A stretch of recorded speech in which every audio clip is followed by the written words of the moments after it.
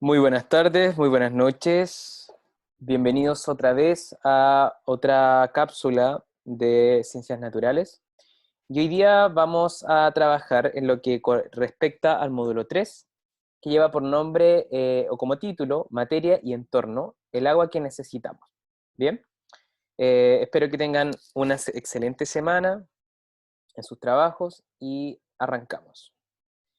Bueno, para situarnos en el tema, los invito a que puedan revisar la página 9 de su texto, módulo 3, que habla de lo siguiente. Dice, citemos el tema. Imagine que usted va a comprar un negocio que vende toda clase de productos. Ahí encuentra una botella de 1 litro de agua y a su lado un diamante. ¿Qué elemento le costaría más dinero? ¿La botella de agua o el diamante? Obviamente el diamante. Sin embargo, ¿qué es más necesario? ¿El agua o el diamante? Sin duda, el agua, que nos permite vivir. Entonces, ¿por qué razón el diamante cuesta más caro si es menos necesario? Simplemente porque es un bien escaso. Es decir, es muy difícil conseguir un diamante, no así 1 litro de agua, en este momento. ¿El agua, origen de una guerra? Para regar los campos, para el consumo humano, para garantizar una buena salud, para fabricar papel o una prenda de vestir, el agua tiene múltiples usos que a menudo nos resultan muy simples y cotidianos. Sin duda alguna, todas las actividades diarias de las personas en el mundo se verían gravemente alteradas si este importante compuesto químico. El agua se revela como el mayor conflicto del siglo XXI, ya que se espera que en el año 2025 la demanda de este recurso tan necesario para la vida humana sea de un 56% superior que el suministro actual. De esta manera, quienes posean agua podrían ser blancos de un saqueo forzado. Este planteamiento parece exagerado, pero es una conclusión a la que muchos expertos han llegado frente a las crecientes demandas de agua en el planeta. Este recurso es un bien muy apreciado, y así como el siglo XIX fue el siglo del carbón y el siglo XX del petróleo, el siglo XXI es, o en breve será, el siglo del agua. Bueno, vamos a estudiar nosotros entonces las características que tienen las moléculas del agua, los usos que tiene el agua, algunas cosas asociadas también a lo que es el ciclo del agua, los cambios de estado de la materia y algunas de las aplicaciones que tiene este bien o esta molécula tan importante para la vida. Bueno, el porcentaje de agua en la Tierra, nosotros tenemos o sabemos que la gran masa de agua total del planeta la encontramos como agua marina, ¿cierto? Agua totalmente salada, y solamente de del 100%, un 3% de esa agua es agua dulce, y esa agua dulce nosotros la encontramos como un 79% en hielo, un 20% en aguas subterráneas y un 1% de aguas superficiales. Entre eso incluye lagos y ríos. Bien. Por lo tanto, si nos damos cuenta acá, nosotros somos quienes consumimos una gran cantidad de agua dulce. Y por ejemplo, acá en el caso de Antofagasta, nosotros consumimos gran parte de la población antofagastina agua desalinizada, o sea, agua de mar que entra por un tratamiento que se llama osmosis reversa y se genera entonces que pueda transformarse esta agua salada a agua dulce. Y es la que suministra, o sea, la que suministra cada una de nuestras hogares acá en Antofagasta. Bien, cuando hablamos del ciclo del agua, hablamos, espérenme un poquito. Bien, como lo estaba mostrando, nosotros, una de las características del agua que vamos a estudiar es a través del ciclo del agua. Nosotros sabemos que el agua cumple un ciclo que es bastante conocido para nosotros, que se inicia a través de lo que es el proceso de evaporización, ¿ya? Que las masas de agua que están en la superficie, al tener contacto con los rayos del sol, comienzan a pasar de un estado líquido a un estado gaseoso, ¿cierto? Estas, esta transformación que tiene el agua y por efecto de los vientos avanza hacia las cordilleras, ¿ya?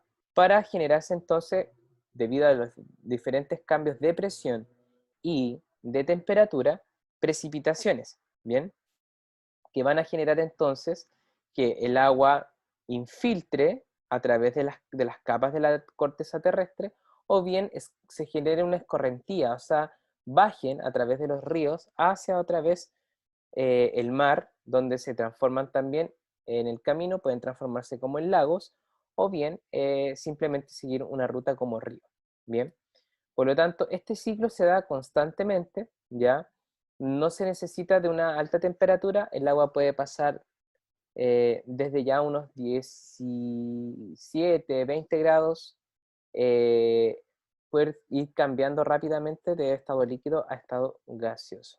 Bien, por lo tanto, las etapas del ciclo podríamos organizarlas de esta forma, como la evaporación, ¿ya? Donde se transforman las moléculas de agua del estado líquido a gaseoso, por efecto, diríamos, de los procesos de cambio de temperatura y presión, se condensan estas moléculas de agua, forman las nubes y precipitan, ¿cierto? Estas precipitaciones generan escurrimiento, escorrentía a través de los ríos, ¿ya? También se puede generar transpiración, por ejemplo, los humanos transpiramos, las plantas también transpiran, o también las infiltraciones, que es cuando se generan estas percolaciones del agua, cuando filtra o baja a través de las capas de la corteza terrestre y también llega hacia el mar. Bien. Ahora, ¿cómo es la molécula del agua? Bueno, la molécula del agua, como muy bien la sabemos nosotros, presenta un átomo de oxígeno, ¿ya? Y dos átomos de hidrógeno. ¿Bien? Esta molécula se dice que es una molécula bipolar, ¿ya? ¿Por qué? Porque cuando hablamos del concepto de polaridad en una molécula, hablamos de que tienen cargas positivas y negativas, ¿ya? En este caso, el oxígeno presenta carga negativa y los hidrógenos presentan carga positiva. Y esto va a permitir que, cuando veamos más adelante, le genere algunas propiedades bien interesantes al agua. ¿Bien? Entre la molécula entre el átomo de hidrógeno que está a un costado y del otro átomo de hidrógeno, se dice que hay una apertura de esta molécula de 104 grados de geométrico, ¿ya? Cuando se generan los cambios de estados de la materia, en este caso del agua, los cambios de estado se van a producir por la absorción o liberación de energía, ¿ya? Por lo tanto, si yo pierdo energía, pierdo movimiento de las partículas, por lo tanto la temperatura baja y por lo tanto se genera un cambio, diríamos, de líquido a sólido, ¿ya? O bien, si yo gano energía, muevo más las moléculas, se excitan más y comienza entonces un cambio, una transformación de un estado, por ejemplo, sólido a líquido. Como vemos acá en la imagen, aparece que de líquido a sólido lo llamamos nosotros vaporización, ¿ya? De gaseoso a sólido le llamamos nosotros sublimación inversa, ¿bien? Eh, de, de sólido a líquido le llamamos fusión o derretimiento, ¿bien? De líquido a sólido le llamamos solidificación o cristalización. De sólido a gas le llamamos sublimación, ¿bien? Y de gas a líquido le llamamos condensación o precipitación, ¿ya? Por lo tanto, los 6 cambios de estado serían vaporización, condensación, solidificación, fusión, sublimación y sublimación inversa. ¿Bien? Ahora, la pregunta que aparece acá está asociada a muchas veces de generar una confusión entre lo que es calor y lo que es temperatura, ¿ya? Como bien dice acá, el calor se define como la energía que se manifiesta por un aumento de la temperatura y procede de la transformación de otras energías. Es originada por los movimientos vibratorios de los átomos y las moléculas que conforman los cuerpos, ¿ya? Entonces, cuando hablamos de calor, hablamos de la capacidad que tienen las moléculas de moverse, ¿ya? De agitarse. Y eso va de la mano de lo que es la energía cinética, ¿ya? Por lo tanto, una partícula cuando comienza a moverse, aumenta su energía calórica. Y cuando aumenta esa energía calórica, nosotros podemos medirla a través de la temperatura. Esa es la diferencia. Por lo tanto, diríamos que calor sería el movimiento, la energía, ¿cierto? Cómo las partículas se están moviendo, y la temperatura sería cómo puedo medir ese movimiento de las partículas, ¿ya? Por lo tanto, la temperatura sería la medida del calor de un cuerpo y no la cantidad de calor que éste contiene o puede rendir. Bien, por lo tanto, yo mido cuánto se están moviendo estas moléculas. Bien, entonces, por ejemplo, acá tenemos una imagen donde aparece una olla, bien, donde tenemos una olla con agua, tenemos una tapa, se genera presión dentro al aplicar calor, ¿cierto? Entonces sabemos nosotros que el agua, existe un fenómeno que se llama el punto de ebullición, que es cuando toda la masa de agua líquida puede transformarse o tiene la suficientemente energía calórica necesaria para transformarse inmediatamente a lo que es molécula gaseosa de agua. ¿Ya? Por lo tanto, ¿qué es lo que es el punto de ebullición? Es cuando toda una masa de agua tiene la energía calórica suficiente para transformarse de líquido a gas. ¿Bien? Ahora, yo les había comentado a ustedes de que el agua presentaba diferentes propiedades. Bien.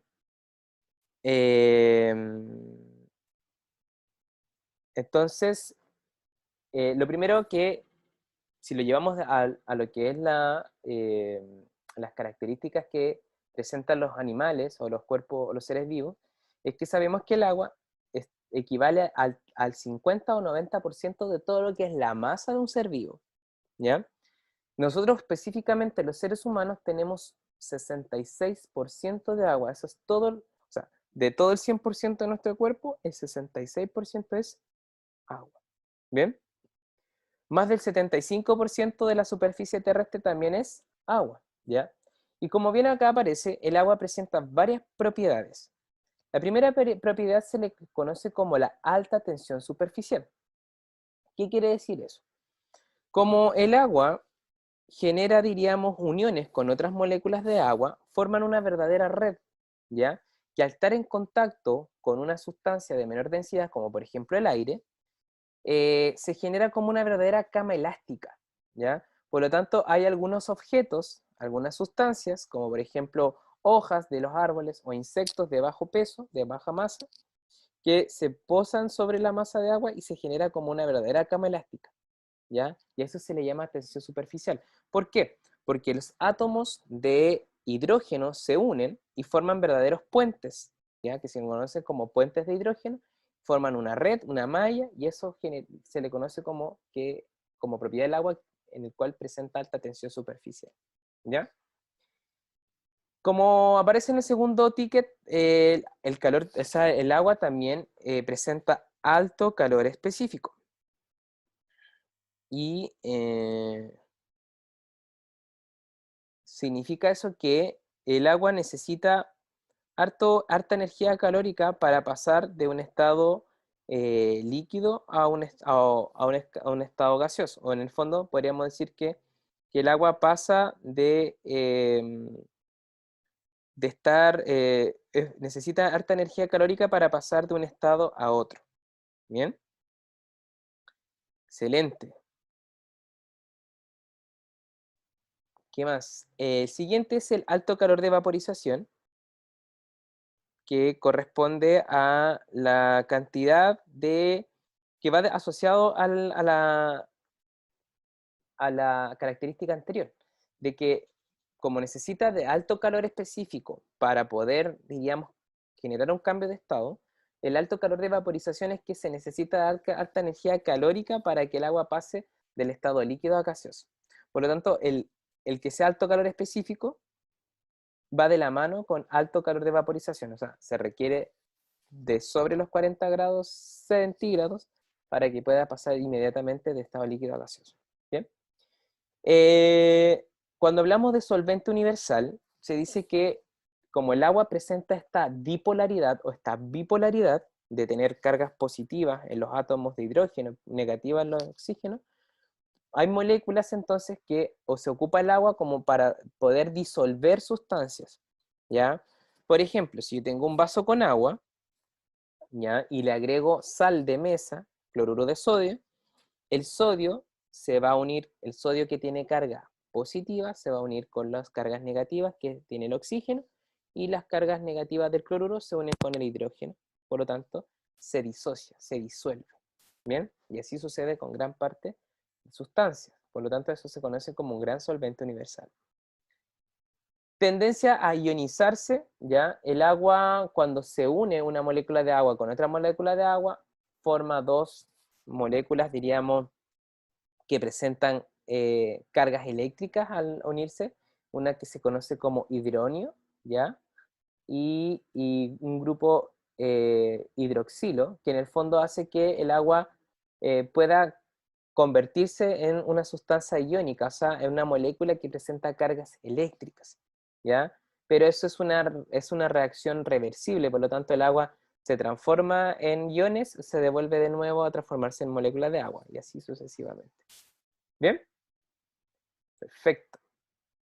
Ahora, lo siguiente que vamos a ver se conocen como mezclas y disoluciones, ¿ya? ¿Qué quiere decir o qué es lo que son las mezclas y qué son las disoluciones?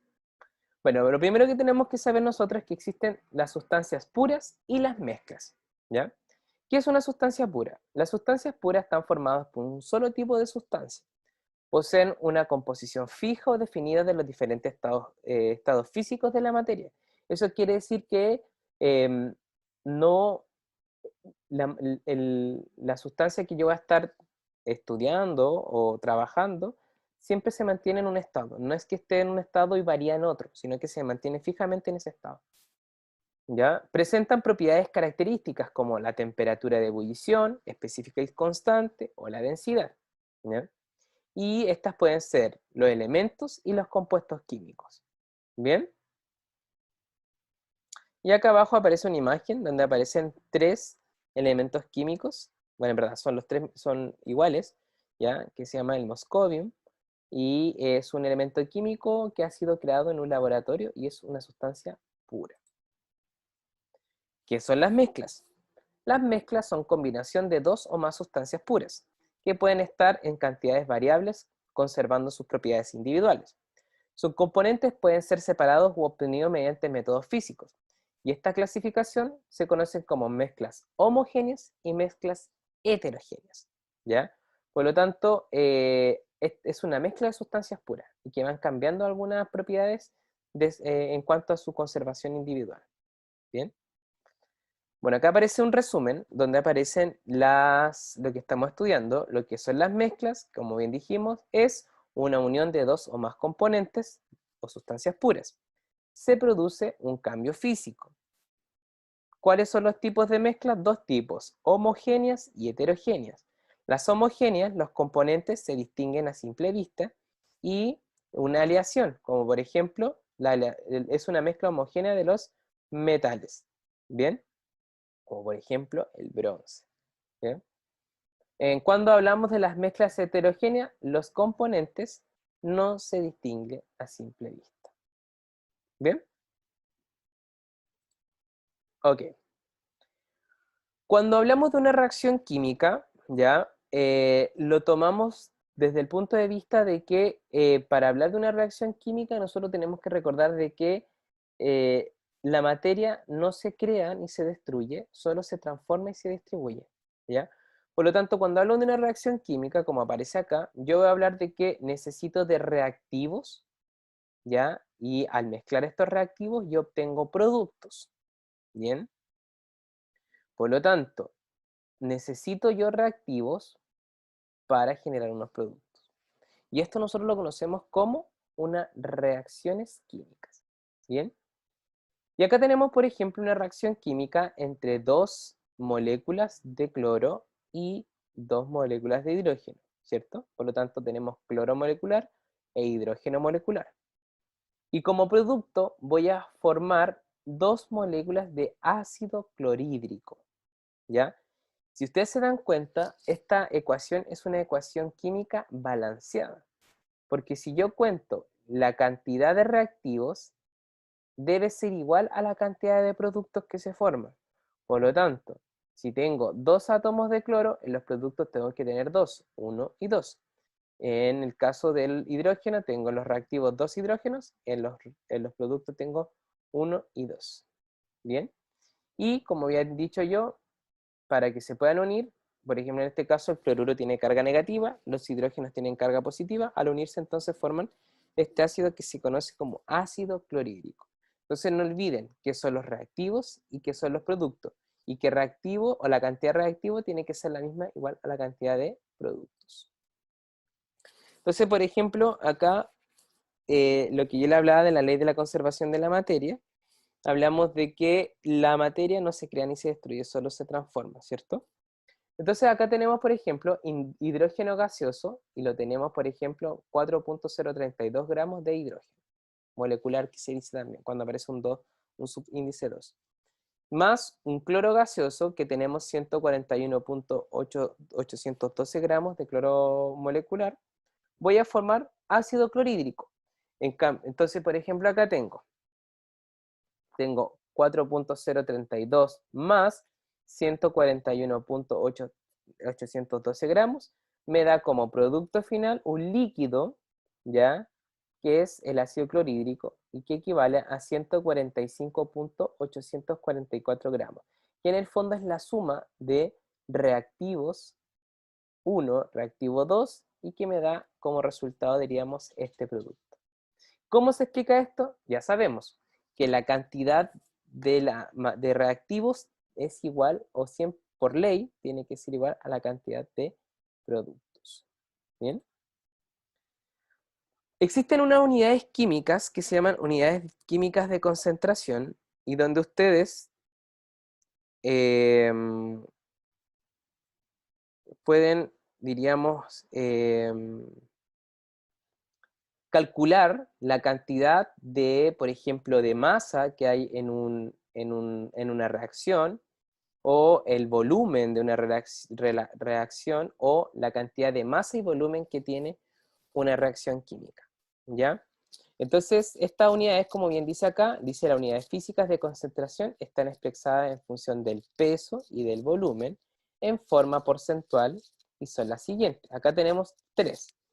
Dice un tanto por ciento de peso, y peso, ya que se dice porcentaje peso, que es la cantidad de gramos de soluto dividido por 100 gramos de solución. Bien, sabemos nosotros que cuando se genera una reacción química necesitamos solutos y solventes, ¿ya? El soluto es la cantidad, la sustancia que se encuentra en menor cantidad, y el solvente es quien disuelve el soluto, ¿ya? Por lo tanto, si yo estoy, por ejemplo, mezclando arroz con sal, yo estoy hablando de una sustancia que está en peso, ¿ya? Por lo tanto, hablo de gramos de soluto y gramos de solución, ¿ya? En segundo caso, por ejemplo, tanto por ciento volumen, ¿ya? O porcentaje volumen, que es la cantidad en centímetros cúbicos de soluto dividido por 100 centímetros cúbicos de solución. Por ejemplo, un ejemplo solamente, si tengo un ron y le quiero agregar bebida, ¿ya? Por lo tanto tengo, ¿cuál sería el soluto? El ron, porque se encuentra en menor cantidad que la cantidad de bebida que yo le voy a echar para disolver ese ron, ¿ya? Y acá el tanto por ciento de peso-volumen, o el porcentaje peso-volumen, es la cantidad de gramos divididos en una solución, 100 centímetros cúbicos de solución. Por lo tanto, acá es cuando yo mezclo una sustancia sólida con una sustancia líquida, como por ejemplo agua y sal. ¿Ya? Perfecto. ¿Cuáles son los tipos em, de separación de mezclas? Bien.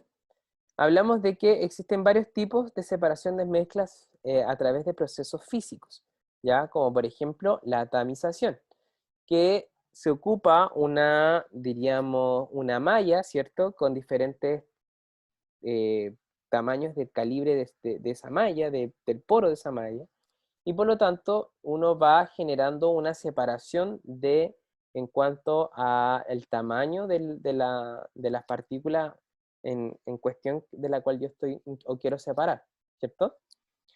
Ya, como bien aparece acá, disminuye el tamaño del poro para yo poder ir generando, diríamos, los procesos, la separación de una sustancia de otra. Bien, la filtración es un proceso que se da a través donde se ocupa un papel filtro, ¿cierto? ¿Ya? Y por lo tanto yo puedo generar acá la separación de sustancias como no miscibles, como por ejemplo agua y aceite. ¿Bien? Entonces, si yo quiero separar agua y aceite, yo lo que podría hacer acá es colocar un papel filtro echar el agua, el aceite me va a quedar arriba, ¿ya? Y el agua me va a quedar abajo. Perfecto. Bien, la separación magnética se da específicamente cuando se ocupa un imán, ¿ya? Para separar, por ejemplo, sustancias de hierro, diríamos, ¿cómo se llama? Lima de hierro también es conocido, que al ocuparlo, diríamos, mezclarlo con arena y yo quiero separarlo, ocupo un imán. ¿Bien? La decantación también es un proceso donde yo puedo ocuparlo en los procesos, en la separación de sustancias no miscibles, o sea, sustancias que no se mezclan. Por lo tanto, acá, por ejemplo, mostramos un embudo de decantación, hay una llave acá, entonces uno coloca la solución acá y comienza a abrir esta llave hasta que caiga el agua y luego se genera entonces la separación del aceite de esta agua. La destilación es un proceso que se da cuando quiero separar, por ejemplo, el agua de un alcohol, ¿ya? Por lo tanto, el alcohol evapora mucho más rápido que el agua, por lo tanto, al aplicar calor, se comienza a generar un destilado que se conoce, y por lo tanto, separo el agua de ese destilado, ¿bien? De ese alcohol. Y la cristalización es un proceso por el cual se ocupa, se bajan las temperaturas, ¿ya?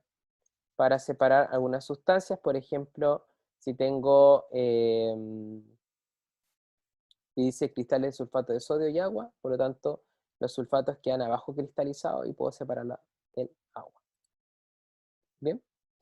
Bueno, chiquillos, los invito a que lean este módulo 3. Es un módulo bien interesante, es cortito, así es que espero que les vaya súper bien en esta clase. Hemos terminado.